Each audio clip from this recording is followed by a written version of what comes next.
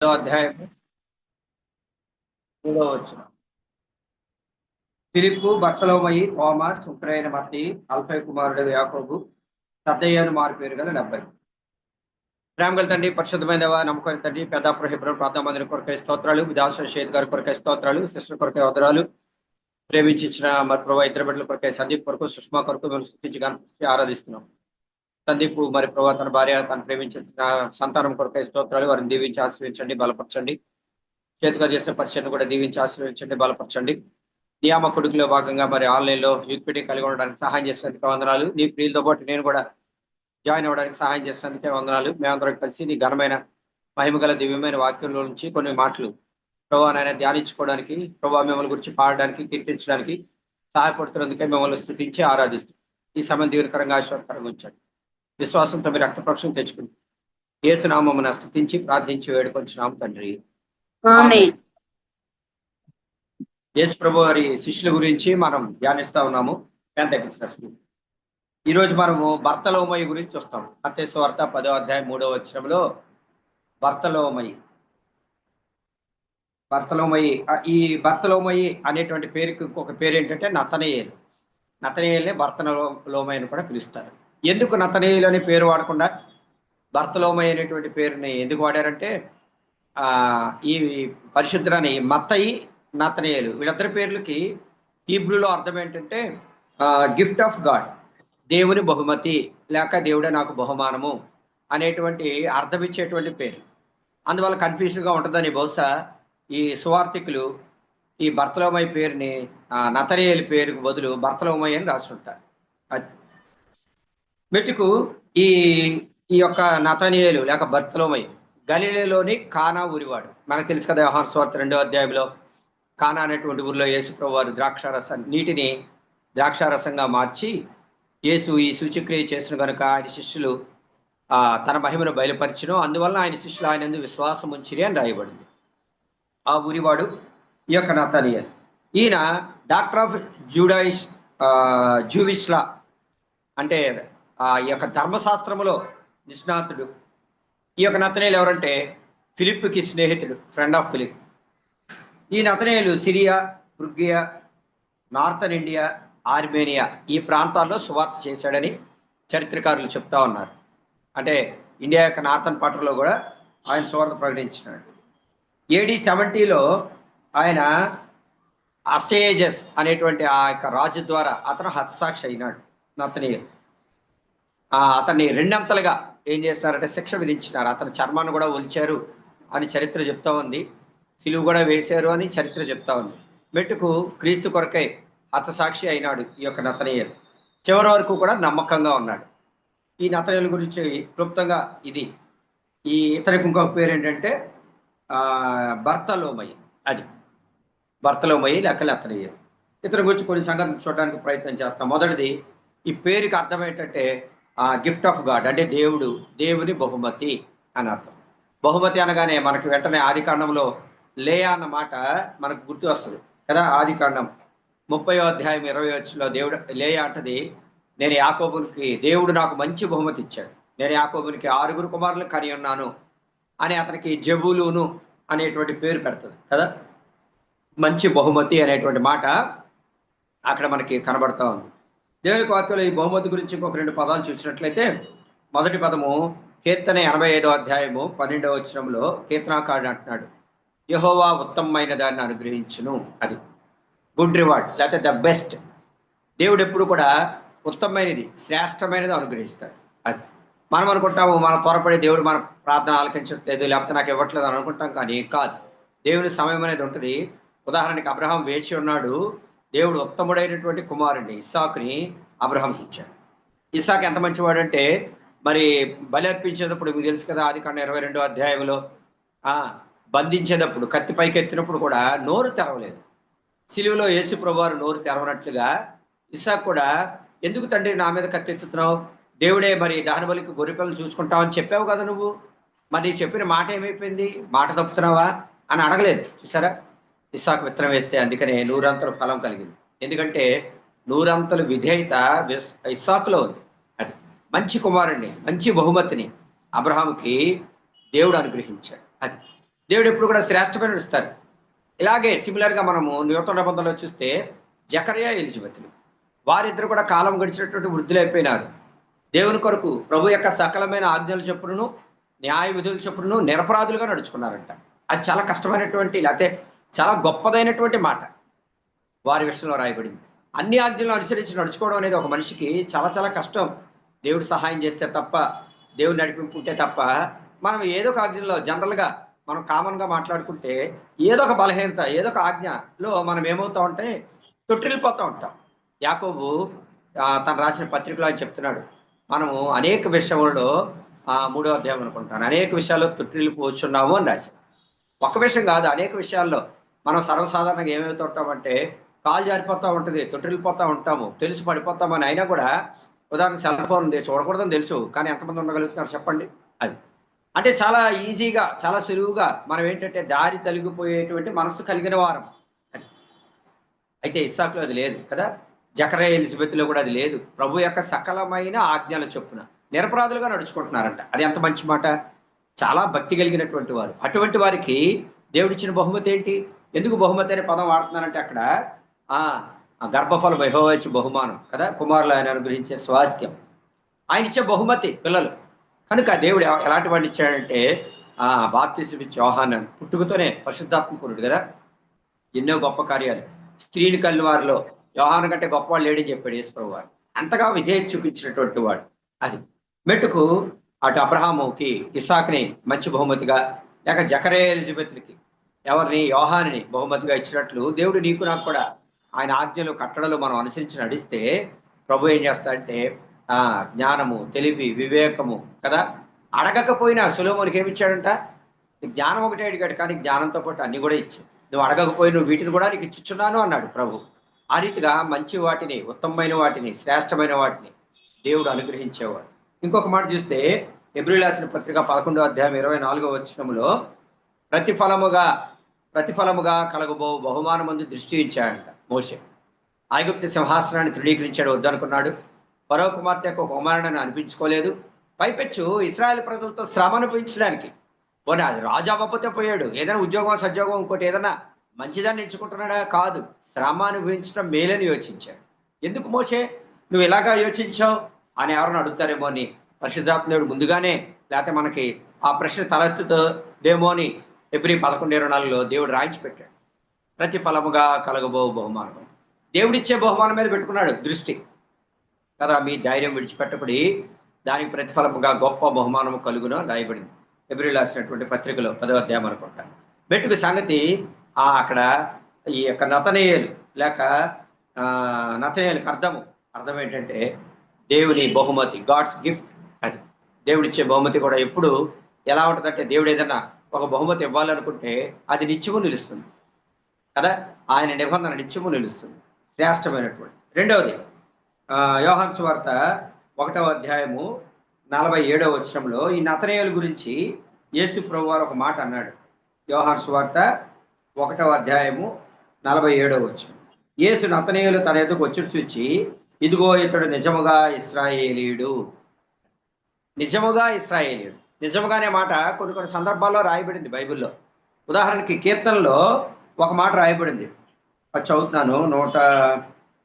కీర్తనలు 145వ అధ్యాయం 18వ వచనం. తనకు మొరపెట్టు వారందరికీ, తనకు నిజముగా మొరపెట్టు వారందరికీ యెహోవా సమీపముగా ఉన్నాడు. చూసారా, అది తనకు నిజముగా మొరపెట్టు వారందరికీ అంటే మొరపెట్టేవారు వేరు, నిజముగా మొరపెట్టేవారు వేరు. ఇక్కడ కూడా ఇక్కడ ఏం రాయబడింది? ఇతడు నిజముగా ఇశ్రాయేలుడు అంటే ఉట్టిట్టుగా ఇశ్రాయేలు వేరు, నిజముగా ఇశ్రాయేలుడు వేరు. అంటే దాని అర్థం ఏంటంటే, ఉదాహరణకి 10 మంది కన్యకులు ఉన్నారు, అందరూ కన్యకులే, కానీ 10 మంది బుద్ధి గలవారు, 5గురు బుద్ధి గలవారు, 5గురు బుద్ధి లేనివారు. చూసారా, అలాగే అంటే ఉట్టుట్టుగా తనకు మొరపెట్టు వారందరికీ అని పరిశుద్ధాత్ముడు మనలో ఏం రాశాడు? నిజముగా మొరపెట్టు వారందరికీ. ఊరికినే బైబిల్ పట్టుకుని మందిరానికి వెళ్ళినంత మాత్రం చేత ఊరికినే అలా ఉంటే కదా పరలోకం అంత ఈజీ కాదు. సంగతి ఏంటంటే విడవబడతాం. కనుక దేవుడు చెప్తా ఉన్నాడు ఇక్కడ, నిజముగా మొరపెట్టేవారు. కొంతమంది నిజంగా భారంతో, పట్టుదలతో కదా. అపొస్తలుల కార్యాలు 12:5లో ఆ సంఘం అయితే అతని కొరకు అత్యాశక్తితో ప్రార్థన అది నిజంగా మొరపెట్టడం. అత్యాశక్తితో ప్రార్థన చేస్తా ఉన్నారు సంఘం. అందుకనే దేవుడు వారి ప్రార్థన ఆలకించి పేతుని చెరసాల్లోంచి విడిపించాడు. నిజముగా మొరపెట్టడం అంటే అది. అది వస్తే వచ్చేళ్ళే, రాకపోతే రాపోయలే, ఏదో ప్రార్థన చేయాలి కాబట్టి నేను వెళ్ళి మందిరానికి వెళ్ళి ప్రార్థన చేసి వచ్చేస్తాను అట్లా లేదు. అది కాదు నిజముగా మొరపెట్టడం అంటే. వాళ్ళ భారం మన భారముగా భావించి మొరపెట్టుట. అది మెట్టుకు ఇక్కడ రాయబడి నిజముగా ఇశ్రాయేలు అంటే ఎవరు? ఇశ్రాయేలు అంటే దేవుని చేత ఏర్పరచుకొనబడినటువంటి ప్రజలు. నువ్వు నేను కూడా ప్రభు చేత ఏర్పరచుకొనబడిన 1 Petrus 2:9 ఉంది. ఏర్పరచబడిన వంశము, రాజులైన యాజక సమూహము, పరిశుద్ధ జనము, దేవుని సొత్తైన ప్రజలు. ఎన్ని పేర్లు పెట్టాడు చూసారా దేవుడు మనకి. అది ఆత్మ సంబంధంగా మనం అందరం కూడా గల్తీ రాసిన పత్రిక చివరి అధ్యాయంలో ఉంది. మనమందరం కూడా ఇశ్రాయేలు అంటే ఆత్మ సంబంధమైన ఇశ్రాయేలు అంటే దేవుని యొక్క రక్తము చేత విమోచించబడిన వారు.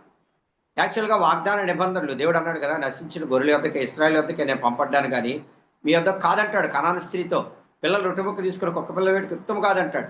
కాతే ఇశ్రాయేల్ వారు తృణీకరించినారు. సిలువ ఏమన్నారు కదా, దేవుడు మనల్ని కనికరించినాడు. అది వాళ్ళు తృణీకరిస్తేనే మనకు రక్షణ వస్తే, దేవుడు వాళ్ళని చేర్చుకుంటే మరి మరి ఎక్కువైన ఐశ్వర్యం, ఎక్కువైన సంతోషం లోకానికి కదా. ఎందుకంటే వారు ఆయన సొంత జనం, సొంత ప్రజలు. అది దేవుడు మనల్ని నిన్ను నన్ను కూడా ఏర్పరచుకున్నాడు, తన రక్తమిచ్చుకున్నాడు. నిన్ను నన్ను ఆయన సృష్టించాడు, తన స్వకీయ జనముగా చేసుకున్నాడు కదా. నిజముగా ఇశ్రాయేలుడు. ఇంకొక బాట ఇశ్రాయేలుడు అంటే అక్కడ యాకోబు యొక్క ఇశ్రాయేలుడు యొక్క ముందు పేరు ఎవరంటే ఈ పదం ఎక్కడి నుంచి వచ్చింది? యాకోబు నుంచి వచ్చింది. ఎవరు పెట్టారు ఈ పేరు? ఇశ్రాయేలు అనేటువంటి పేరు దేవుడే పెట్టాడు. ఎవరికి పెట్టాడు? యాకోబుకి పెట్టాడు. అంతకుముందు యాకోబు అంటే మోసగాడు. ఆ పేరును తీసివేసి దేవుడు అతని ఇశ్రాయేలు అని పేరు పెట్టాడు. అంటే తన జీవితాన్ని పేరు మార్చుట అనే దాంట్లో తన ప్రవర్తన, తన బ్రతుకు, తన జీవితం ఇదంతా కూడా మారింది. ఒకప్పుడు ఉన్నట్లుగా ఇప్పుడు లేడు. ఒకప్పుడు స్ట్రైట్గా తన బలం మీద, శక్తి మీద, జ్ఞానము, తెలివి మీద ఆధారపడి నడిచేవాడు ఇప్పుడు కుంటుతూ నడుస్తున్నాడు. అంటే ఒక కర్ర కావాలని నడవడానికి. అంటే దేవుని మీద ఆధారపడేటువంటి జీవితం. ఒకప్పుడైతే నోరు తెరిస్తే అబద్ధాలు ఆడేవాడు. నువ్వు స్వరమేమో ఏసావు స్వరం, కానీ చేతులు ఏసావు చేతులే, స్వరమేమో యాకోబు స్వరం అన్నాడు ఇస్సాకు. చూసారా? నీకెంత త్వరగా ఎలా దొరికిందంటే నీ దేవుడైన యెహోవా దాని నాయకుడు రప్పించుడు చేతనే అన్నాడు. అలాంటి వ్యక్తి ఇప్పుడు ఏమంటున్నాడంటే నీ పేరేంటంటే నా పేరు యాకోబే. నిజమే, జీవితంలో ఉన్న పొరపాట్లు నేను ఎరుగుదును అన్నట్లు వాటిని ఒప్పుకోవడానికి సిద్ధపడినాడు. మెట్టుకు దేవుడు యాకోబుని ప్రేమించాడు, ఇశ్రాయేలుగా మార్చినాడు. అంటే దేవునితో పోరాడేటువంటి అనుభవం మనకి, దేవునికి ప్రార్థన చేసే అనుభవం ఉంటుంది, కానీ దేవునితో పోరాడే అనుభవం అంత ఈజీ కాదు. అందరికీ ఉండదు అనుభవం కదా. ఎప్పుడైనా సమస్య వచ్చినప్పుడు దేవునితో పోరాడటం. కరోనా వచ్చిన వాళ్ళకి తెలుస్తుంది దేవునితో పోరాడడం అంటే ఏంటో. ఆ ప్రాణం కొరకై ఆ ప్రాణాన్ని దేవుని చేతుల నుండి మరలా వెనక్కి తీసుకోవడం, ప్రాణం పోతున్నట్టుగా ఉంటుంది. ఎందుకంటే నేను కూడా ఆ పరిస్థితి కూడా వెళ్ళాను కాబట్టి నాకు కూడా తెలుసు దేవునితో పోరాటం అంటే ఎట్లా ఉంటుంది అంటే మరి ప్రాణం పోతా ఉంటుంది. పల్స్ నాకు దాదాపుగా మామూలుగా 90 అబోవ్ ఉండాలి కదా ఆక్సిజన్ లెవెల్, పల్స్ లెవెల్. అయితే అది 90 నుంచి 80, 70, 60, 40 కూడా పడిపోయింది. అప్పుడు కంగారు పడి పరిగెత్తాం హాస్పిటల్. సంగతి ఏంటంటే మరి ప్రాణం పోతా ఉంటుంది. పోతా ఉన్నప్పుడు మరి ఎవరి మీద అనుకోవాలా? ప్రభుకే ప్రార్థన చేయడం, నిశ్చితమైతే బ్రతికించడం, నిజముగా మొరపెట్టడం అంటే ఏంటో తెలుసు. ప్రాణం మీదకి వచ్చినప్పుడు నిజంగా మొరపెట్టడం, అది అప్పుడు తెలుస్తుంది మనకు. అది యాకోబు కూడా ప్రాణం మీదకి వచ్చింది, వాళ్ళ అన్న చంపేస్తాడనేది. మన జీవితంలో కూడా క్లిష్టమైన పరిస్థితులు మన మీదకి వచ్చినప్పుడు, లేకపోతే చావు బతుకుల మధ్య, అప్పుడు మనం నిజంగా మొరపెడతాం, ఏ వ్యక్తి అయినా కానీ కదా. అప్పుడు దేవుడు చాలా మంచి దేవుడు కదా. దేవుడు సమీపంగా ఉన్నప్పుడు మనం వేడుకోము. కష్ట పరిస్థితులు వచ్చినప్పుడు కూడా 46వ కీర్తన 1వ వచనంలో ఉంది కదా, దేవుడు మనకు ఆశ్రయము దుర్గం అన్నాడు. ఆపత్కాలంలో నమ్ముకొనదగిన సహాయం. ఆపత్కాలంలో ఆయన తృణీకరించడు. దేవుని సుఖంగా ఉన్నప్పుడు, బాగున్నప్పుడు ఒకసారి కూడా నువ్వు నాకు ప్రార్థన చేయలేదు, ఇప్పుడు ఎందుకు చేస్తున్నావు, రావద్దు నా దగ్గరికి అండవు. ఎంతో ప్రేమగలే దేవుడు, కనికరమగలే దేవుడు, కోపించినే వాత్సల్యం చూపించేవాడు. నా ఎదుకు వచ్చేవాడు నేను ఎంత మాత్రము త్రోసివేయను అని చెప్పే దేవుడు. ఆయన త్రోసివేయలేదు కనుకనే మనం ఏం చేసామంటే ఈరోజు ఇంకా బతుకున్నాం. గత ఎప్పుడో వెళ్ళిపోవాల్సింది. సంగతి ఏంటంటే దేవుని యొక్క మహా కనికరాన్ని బట్టి నువ్వు నేను ప్రాణంతో ఉన్నాం కనుక కృతజ్ఞులమై మనం ఏం చేయాలంటే ఆ వాక్యాన్ని నెరవేర్చడానికి పూనుకుంటూ రావాలి. మెట్టుకు ఇక్కడ రాయబడింది నిజముగా ఇశ్రాయేలు, నిజముగా ప్రార్థన చేసే అనుభవం, నిజమైన విశ్వాసం, నిజమైన భక్తి. అది నిజముగా మనస్ఫూర్తిగా వాక్యము చదువుట, హృదయపూర్తిగా. నిజముగా అంటే ఏంటి? అబద్ధముగా కాదు అని. అది అంటే హృదయపూర్వకమైన భక్తి కలిగి ఉండుట, ఇది నిజముగా అంటే ఆ రీతిగా యవనస్తులమైన మనం కలిగి ఉండాలి. మూడవ మాట ఇక్కడ యోహాను సువార్త 1:47 ఇతని గురించి యేసు ప్రభువు 2 మాటలు చెప్పాడు. ఒకటి, ఇతను నిజముగా ఇశ్రాయేలుడు అన్నాడు. రెండవది, ఇతని యందు ఏ కపటమును లేదు. అది ఇతని యందు ఏ కపటము లేదని చెప్పి అతని గురించి సాక్ష్యం ఇచ్చాడు. కపటం అంటే మీకు తెలుసు కదా, పైకి ఒకటి లోపలికి ఒకటి. ఎవరిలో ఉంది కపటము లేక వేషధారణ? వేషధారణ అనేది బయటికి కనబడుతుంది కదా.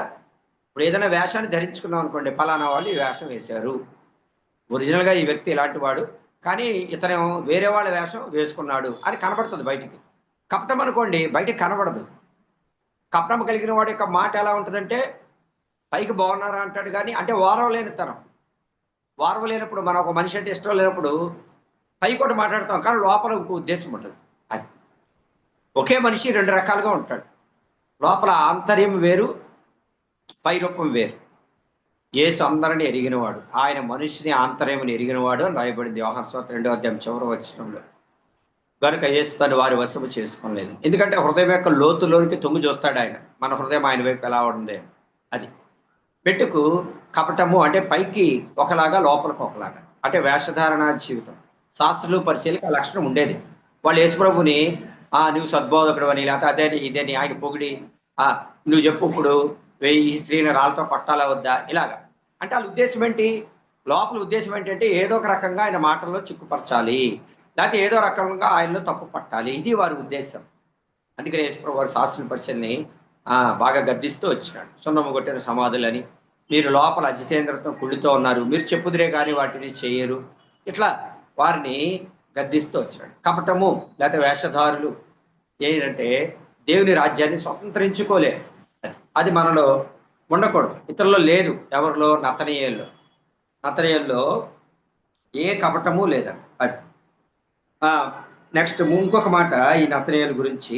ఈ నతనయేలు యోహాను సువార్త 1వ 45 ఫిలిప్పు నతనయేలు కనుగొని ధర్మశాస్త్రములో మోషేయు ప్రవక్తయు ఎవరిని గురించి రాసిన ఆయన్ను కనుగొని ఆయన యోసేపు కుమారుడైన నజరేయుడగు యేసు అని అతనితో చెప్పాను.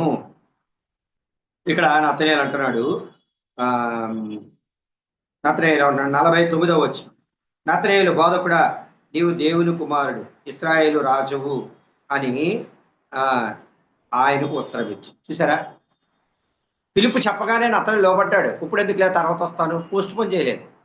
అది ఇన్స్టెంట్ ఒబీడియన్స్ అంటారు దాన్ని. ఇన్స్టెంట్ కాఫీ లాగా లేకపోతే ఫాస్ట్ ఫుడ్ సెంటర్ లాగా చెప్పగానే లోబడ్డ. ఫిలిప్పు నతనయేలు యొక్క స్నేహితుడు కనుక ఫిలిప్పు చెప్పగానే నతనయేలు వెంటనే యేసుప్రభు వారి దగ్గరికి వచ్చినాడు. నువ్వు అంజూరపు చెట్టు కింద ఉన్నప్పుడే నేను నిన్ను చూచానని యేసుప్రభు వారు అంటే వెంటనే నతనయేలు 3 మాటలు చెప్పాడు. ఒకటి, నతనయేలు అంటున్నాడు బోధకుడా అంటున్నాడు. రెండవది, నువ్వు దేవుని కుమారుడు అంటున్నాడు. మూడవది, ఇశ్రాయేలు రాజు. చూసారా, ఆయన చూడగానే నతనయేలుకి ప్రత్యక్షత, అది దేవుని గురించినటువంటి జ్ఞానం అనుగ్రహించబడింది. ఎలా తెలుసు? అప్పుడు ఏమన్నాడంటే, అంతకుముందు నతనయేలు ఏమన్నాడు, నజరేతులో నుండి మంచిది ఏదైనా రాగలదా అని ఫిలిప్పుని అడిగాడు. అయితే నతనయేలుకి ఈ యొక్క జూయిష్లా, ఈ యొక్క ధర్మశాస్త్రంలో, యూదుల యొక్క ధర్మశాస్త్రంలో నిష్ణాతుడు, ఈజ్ డాక్టరేట్ ఇన్ జూయిష్లా అని చరిత్ర చెప్తా ఉంది. యేసుప్రభువుని చూడగానే ఇంకా అతనికి మరి మనోనేత్రాలు వెలిగించబడ్డాయో ఏమో కానీ నతనయేలు చెప్తా ఉన్నాడు బోధకుడా అంటున్నాడు. అంటే ప్రభువా, నువ్వు ఉపదేశిస్తే, నువ్వు బోధిస్తే నేను వినాలి అనేడు. నువ్వు దేవుని కుమారుడు, ఆ ప్రత్యక్ష చాలా గొప్పది. అందరూ అంత ఈజీగా ఎవరు చెప్పారు ఆ మాట? నన్ను గురించి మనుషులు అందరూ ఏమనుకుంటున్నారంటే, ఒకళ్ళు యోనా అన్నారు, ఒకళ్ళు ఏలియా అన్నారు, అది అన్నారు, ఇది అన్నారు. మరి శిష్యులను అడిగితే పేతురు చెప్పాడు. పేతురు ఏమన్నాడు? నీవు సజీవుడగు దేవుని కుమారుడైన క్రీస్తువు, అంటే నువ్వు దేవుని కుమారుడు అని పేతురు చెప్పాడు. అది అప్పుడు యేసుప్రభువు వారు అన్నారు, పరలోకమందున్న నా తండ్రి నీకు సంగతి బయలుపరిచినే కానీ రక్తమాంసములు నీకు బయలుపరచలేదు. చూసారా, తండ్రి బయలుపరిచాడు ఆ సంగతి. అదే ప్రత్యక్షత ఇక్కడ నతనయేలు కూడా కనబడతా ఉంది. నతనయేలు చెప్తా ఉన్నాడు దేవుడి గురించి, నువ్వు దేవుని కుమారుడు. అది ఆ గ్రహింపులోనికి వచ్చినాడు. అంత మాత్రమే కాదు, నువ్వు దేవుని కుమారుడు మాత్రమే కాదు కానీ నువ్వు ఇశ్రాయేలుకు రాజువు. అది ఆ మాట ఎవరు అన్నారంటే జ్ఞానులు అన్నారు. యూదుల రాజుగా పుట్టినవాడు ఎక్కడని వాళ్ళు అన్నారు, వాళ్ళేమో యూదుల రాజు అన్నారు. ఇక్కడ నతనయేలు అంటున్నాడు, నువ్వు ఇశ్రాయేలుకు రాజు. అది ఇశ్రాయేల్ అందరికీ, ఒక యూదులకు మాత్రమే కాదు, యూదులకు ఇశ్రాయేల్కి అందరికీ కూడా నువ్వు ఎవరంటే రాజు. ఆయన రాజులకు రాజు, ప్రభులకు ప్రభు. ఆయన రాజుల కింద ఉండడానికి కదా. ఆయన బోధకుడైతే ఈయన శిష్యుడిగా ఉండడానికి కదా. 12 మంది అపొస్తలుల్లో ఒకడు నతనయేలు. ఇష్టపడినటువంటి వాడు. అందుకని ఆ 3 మాటలు చెప్పగలుగుతా ఉన్నాడు. ఇంకొక మాట మనం చూస్తే 6వది నతనయేలు గురించినటువంటి 6వ సంగతి. ఇక్కడ దేవుడు అంటున్నాడు 50వ వచనంలో, అందుకు యేసు అంజూరపు చెట్టు కింద నిన్ను చూచితినని నేను చెప్పినందువలన నీవు నమ్ముచున్నావా? నీవు నమ్ముచున్నావా? అది ఇది 6వ మాట. అక్కడ నతనయేలు ఒక ప్రశ్న వేసినాడు, ఇక్కడ యేసు ప్రభు వారు కూడా ఒక ప్రశ్న వేస్తున్నాడు. నతనయేలు అన్నాడు, నజరేతులోడు మంచిది ఏదైనా రాగలదా? యేసు ప్రభు అంటున్నాడు, నువ్వు నా అంజూరపు చెట్టు కింద నేను చూచానని నేను చెప్పిన మాటను బట్టి నువ్వు నమ్ముతున్నావా? నమ్మినాడు. నతనయేలు నమ్మినాడు కనుకనే దేవుడి గురించి 3 మాటలు చెప్పాడు. నువ్వు బోధకుడు, ఇశ్రాయేల్ రాజు, నువ్వెవరంటే దేవుని కుమారుడు అనేటువంటి మాటలు పెట్టుకు. మన జీవితంలో కూడా నమ్మిక అనేది చాలా చాలా ఇంపార్టెంట్ కదా. విశ్వాసం లేకుండా దేవునికి ఇష్టం అసాధ్యం. మీ నమ్మిక చొప్పున మీకు కలుగునుగాక అన్నాడు యేసు ప్రభు. నీ విశ్వాసం స్వస్థపరిచిన సమాధానం గలదానమే పొమ్ము అన్నాడు. విశ్వాసం అనేది ఆ శ్రేష్టమైన 3, అందులో ఒకటి విశ్వాసం. విశ్వాసము, నిరీక్షణ, ప్రేమ. ఈ 3 శ్రేష్టమైనటువంటి, అందులో శ్రేష్టమైనది ప్రేమ. అంటే టాప్ ప్రయారిటీ ప్రేమ అనుకోండి. అయితే ఈ భూమి మీద మనం ఉన్నప్పుడు ఖచ్చితంగా విశ్వాసం అనేది ఉండాలి. మీరు విశ్వాసము ద్వారా కృపచేతనే రక్షింపబడి, రక్షణకు విశ్వాసం అవసరం. ఈ క్రైస్తవ జీవితంలో ముందుకు వెళ్ళడానికి కూడా మనకేం కావాలంటే విశ్వాసం అనేది కావాలి. అది పెట్టుకు దేవుడు ఈ నమ్మిక గురించి, లేకపోతే నువ్వు నమ్ముతావా? నమ్ముటని ఎవరినైతే నమ్మువానికి సమస్తము సాధ్యం. అది మనం నమ్మాలా? దేన్ని?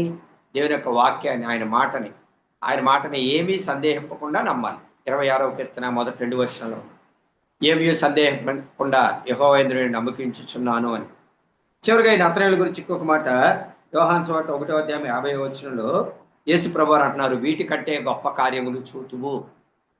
thou shalt see greater things than these. అంటే దేవుడు ఇచ్చేటువంటి వాగ్దానం. దేవుడు నతనయేలుకి ఏమిస్తున్నాడు? వాగ్దానం ఇచ్చినాడు. వీటికంటే గొప్ప కార్యం. ఇదే గొప్ప కార్యం అనుకుంటున్నావా? కాదు కాదు. ఇంకా అనేకమైన గొప్ప కార్యాలు నీ జీవితంలో కదా. ఆయన దేవుని కొరకు ఎన్నో చోట్ల ఇందాక చెప్పినాను కదా, సిరియా, పుర్రియా, నార్థన్ ఇండియా, ఆర్మేనియా, ఆ ప్రాంతాల్లో స్వార్థ ప్రకటిస్తూ వచ్చినాడు. చివరి వరకు నమ్మకమైన సాక్షిగా ఉన్నాడు. హతసాక్షి అయిపోయినాడు. సంగతి ఏంటంటే ఆర్మేనియా ప్రాంతంలో విగ్రహారాధన ఎక్కువ. మరి ఈయన స్వార్థ ప్రకటిస్తా అంటే వాళ్ళు పట్టుకుని రాజు దగ్గర తీసుకెళ్ళినారు. చాలా హింసలు పెట్టినారు, చాలా దెబ్బలు కొట్టినారు, తలకిందులుగా సిలువేశారు అని అంటారు. చరిత్ర ఆ రీతిగా చెప్తా ఉంది. బెట్టుకు దేవుని కొరకే నమ్మకమైన సాక్షిత్వం. దేవుడు వాగ్దానం ఇచ్చినాడు, వీటికంటే గొప్ప కార్యం. మన నతనయేలు ద్వారా ఎన్ని గొప్ప కార్యాలు ప్రభు చేయించాడో మరి మనం ఎరగము. కానీ ప్రభు తన మాట నెరవేర్చేటువంటి వాడు. 2వ దినవృత్తాంతాల్లో ఆ మాట మనకు కనబడతా ఉంటుంది. 6వ అధ్యాయము 14వ వచనంలో సొలొమోను తన ప్రార్థనలో అంటాడు, హృదయపూర్వకంగా నిన్ను అనుసరించి నీ భక్తులకు నిబంధన నెరవేర్చు, కృపను చూపుచుండు నీ వంటి దేవుడు పైన ఆకాశం అందే గాని కింద భూమి అందే గాని లేడు. మా తండ్రి దావీదునికి వాగ్దానం చేసి ఈ దినమున కనబడుచున్నట్లుగా దాన్ని నెరవేర్చి ఉన్నావు అంటాడు. వాగ్దానం చేసి నెరవేర్చే దేవుడు. Covenant keeping God and covenant making God. అలాగే promise making God and promise keeping God. వాగ్దానం చేస్తాడు, ఆ వాగ్దానాన్ని నెరవేరుస్తాడు. ఆయన నిబంధన చేస్తాడు, ఆ నిబంధన నెరవేర్చుటకు శక్తివంతుడు మనమే. కాబట్టి అక్కడ కండిషన్ ఏంటంటే 2వ దినవృత్తాంతాలు 6, 14, 15 వచనంలో ఉన్నట్లు హృదయపూర్వకంగా మనం ఆయన అనుసరించాలి, మనస్ఫూర్తిగా. కాసేపు లోకం, కాసేపు ఇది అన్నట్లు వెంబడిస్తే దేవుని యొక్క శక్తిని మనం చూడలేం. కానీ లోతు బాని మరి అలాగే నడుస్తుంది, కానీ వెనక్కి తిరిగి చూస్తుంది కదా. అలా ఉంటే మనం దేవుని యొక్క మహిమ, శక్తి, గొప్పతనం మనం చూడలేం. యథార్థంగా నడుచుకున్నప్పుడు, ఆయన ఇష్టంగా ఉన్నప్పుడు దేవుడు ఏంటంటే దేవుడు చేసే గొప్ప కార్యాలు మన జీవితంలో మనం చూడగలం, అనుభవించగలం. అది ఇక్కడ నతనయేలు జీవితంలో దేవుడిచ్చిన వాగ్దానం. అది మన జీవితాల్లో కూడా దేవుడిచ్చిన వాగ్దానాలు ఎన్ని అయినా అవన్నీ కూడా క్రీస్తు యేసునందు ఎలా ఉన్నాయంట? అవునన్నట్టుగానే ఉన్నవి అని దేవుడు వాక్యం చెప్తుంది. మరి అది దేవుడు చెప్పిన ఏ మాట నిరర్ధకము కానేరదు అని దూత మరీతో అంటే, మరి అది ఇదిగో ప్రభు దాసురాలు నీ చిత్తము చొప్పున నాకు జరుగును గాక. అది గాబ్రియెల్ దేవదూత అన్నాడు, దేవుడు చెప్పిన ఏ మాట కూడా నిరర్ధకము కానేరు. అంటే ఆయన వాగ్దానం చేసింది. యెహోషువ అన్నాడు కదా 23వ అధ్యాయంలో, ఆ వాగ్దానములన్నీ నెరవేరును అని అనుభవపూర్వకంగా మీరు ఎరుగుదురు అన్నాడు. దేవుడు మీ విషయమై సెలవిచ్చిన మంచి మాటలన్నీ నెరవేరుట మీ అనుభవంలో మీరు ఎరుగుదురు అని చెప్పినాడు. దేవుడు చెప్పాడు, ఐగుప్తులను తీసుకెళ్తాను కనాల్లోకి అని తీసుకువెళ్ళాడు. అది సంగతి ఏంటంటే కత్తి తండ్రులు వెళ్ళలేదు, కుమారులు వెళ్ళినారు. ఏం కారణం?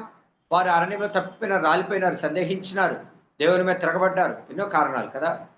సంగతి ఏంటంటే హృదయపూర్తిగా అనుసరించిన వారిని దేవుడు తీసుకువెళ్ళాడు. మనము కూడా అంటే రక్షణ అనేది పోగొట్టుకోము. కానీ కాకపోతే ఎత్తబడే సంఘంలో నువ్వు నేను ఉండాలంటే ప్రభువును మనస్ఫూర్తిగా వెంబడించవలసిన వారమై ఉంటున్నాం. పెట్టుకు నతనయేలు, అతను తల్మయి యొక్క కుమారుడు, కానా ఊరికి చెందినవాడు. నతనయేలుకి ఉన్నటువంటి ఇంకొక పేరు ఏంటంటే బర్తలోమయి. మరి బర్తలోమయి పేరు ఎందుకు వాడారు, నతనయేలు ఎందుకు వాడలేదంటే నతనయేలుకి మత్తయికి ఒకటే అర్థం, ఆ ఇద్దరు పేర్లకి కూడా. హీబ్రూలో గాడ్స్ గిఫ్ట్ అని, గిఫ్ట్ ఆఫ్ గాడ్ అని, దేవుడు బహుమతి. కనుక కన్ఫ్యూషన్ అవుతుందేమో అని చరిత్రకారులు, అదే సువార్థికులు బహుశా ఈ నతనయేలుకు బదులు బర్తలోమైన పేరు వాడి ఉండొచ్చు అని చెప్తారు. పెట్టుకు నతనయేలు గురించి మొదటిది దేవుని బహుమతి, ఆయన ఇచ్చే బహుమానాల గురించి మనం చూసినాం. రెండవది అతడు నిజముగా ఇశ్రాయేలుడు, మనం కూడా నిజముగా ఇశ్రాయేలుగా ఉండాలి, నిజముగా మొరపెట్టాలి ప్రభుకి. మూడవది అతను ఏంది, ఏ కపటము లేదు, మనలో కూడా కపటము లేకుండా నిష్కాపట్యముగా సత్యముతో ప్రభువుని ప్రేమించాలా, వెంబడించాలి. నెక్స్ట్ నతనయేలుకున్న ప్రత్యక్షత, పేతురికి ఎలాగైతే తండ్రి ప్రత్యక్షపరిచినాడో యేసు ప్రభు గురించి, నతనయేలు కూడా ప్రభు గురించి 3 ప్రత్యక్షతలు. ఒకటి బోధకుడు అన్నాడు, దేవుని కుమారుడు అన్నాడు, ఇశ్రాయేలు రాజు అన్నాడు. అది తండ్రి బయలుపరిచినాడు. మనకు కూడా వాక్య ప్రత్యక్షత ఉంటే అది మనకి మేలు, అనేకులకు మేలు, ఉపయోగకరంగా ఉంటుంది. దేవుడు అన్నాడు, నీవు నమ్ముచున్నావా, లేఖనాన్ని మనం నమ్మాలి. అది చివరిగా నతనయేలుకి దేవుడు ఇచ్చినటువంటి వాగ్దానం, వీటికంటే గొప్ప కార్యములు చూతువు. దేవుడు మన జీవితంలో ఊహించిన దానికంటే, తలంచిన దానికంటే అద్భుత ఆశ్చర్య కార్యములు చేయ శక్తి కలిగినటువంటి దేవుడు ఈ కొద్ది మాటలు మన వినికిల్లో దీవించినగా. ఆమేన్. చేతి గారు ఉన్నారా? సందీప్ లేరా? సరే, నేను ప్రేర్ చేస్తాను, మాకు ప్రేయర్ మీటింగ్ ఉంది, మళ్ళీ నేను ప్రేమగల తండ్రి, పరిశుద్ధమైన దేవా, నమ్మకమైన ప్రభా, పెద్ద ప్రేమ ప్రార్థన మందిరం కొరకే స్తోత్రాలు. ఏర్పాటు చేయబడిన ఆలయం యూత్ మీటింగ్ కొరకే వాళ్ళు స్తుతించి గణపరిచి ఆరాధిస్తున్నాం. బర్తలోమయి లేక నతనయేలు అనే పేరు, మరి గిఫ్ట్ ఆఫ్ గాడ్, దేవుని బహుమతి అనేటువంటి అర్థం మీరు ఇచ్చినారు. నతనయేలు నిజంగా ఇశ్రాయేలుగా ఉన్నాడు, చివరి వరకు నమ్మకంగా ఉన్నాడు.